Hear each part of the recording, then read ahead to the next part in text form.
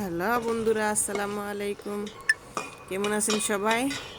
আশা করি ভালো আছেন আপনারা সবাই। ইনশাল্লাহ আমরাও ভালো আছি। ঈদ মুবারক সবাইকে, অগ্রিম শুভেচ্ছা জানাই। সবাই ঈদ ভালো কাটুক। যারা দেশের বাড়ি যাবেন তারাও ভালোভাবে যাবেন, সুস্থভাবে ভালো থাকবেন। আমাদের জন্য দোয়া করবেন, আমরাও আপনাদের জন্য দোয়া করি। সবাই ভালো থাকেন। ছোট আলু দিয়ে ঢাঙ্গা দিয়ে মাছ রান্না করবো আজকে। আপনাদের সাথে ভাবলাম শেয়ার করি। এই সাধারণত আপনারা সবাই খান,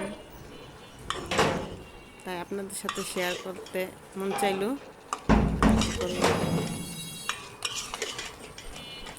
আজকে গ্যাস ছিল না, ইন্ডাকশনে রান্না হলো।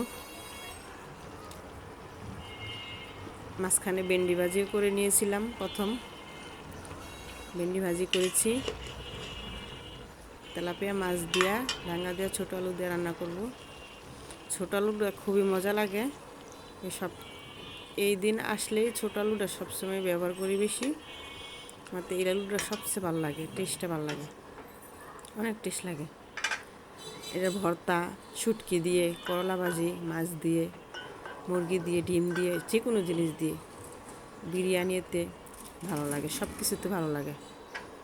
আপনারাও খেয়ে দেখবেন, সব কিছুতে দেখবেন অনেকটা মজা লাগে। এই আলুটা ভর আলুর থেকে টেস্ট বেশি আলুটা। আশা করি আপনাদের ভালো লাগবে, খেয়ে দেখবেন।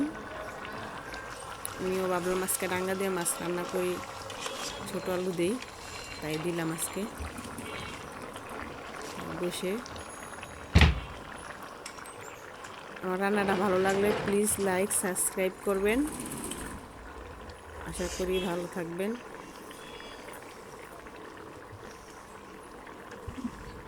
আপনারা সবাই ভালো থাকবেন।